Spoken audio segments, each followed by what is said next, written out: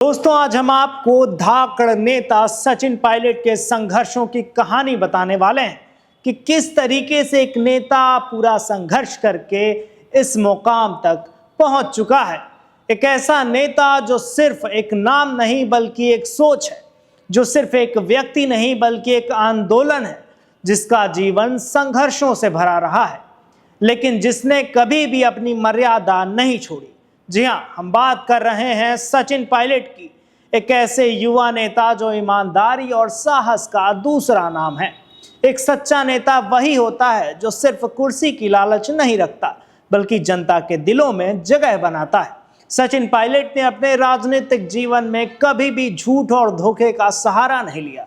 उनका सफर आसान नहीं रहा, बाधाएं आई, इल्जाम लगे, उनके पार्टी के ही लोग उनको नीचा दिखाने लगे, उनको नीचा दिखाने की कोशिश की, लेकिन सचिन पायलट हमेशा अपने सिद्धांतों पर अडिग रहे।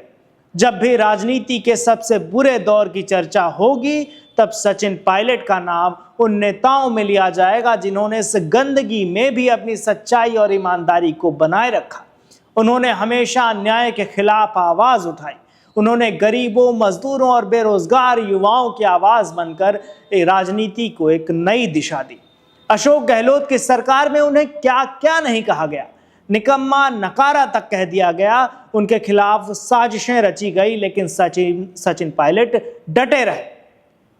उन्होंने कभी भी अपशब्दों का इस्तेमाल नहीं किया, बल्कि शालीनता और तर्क देकर जवाब दिया।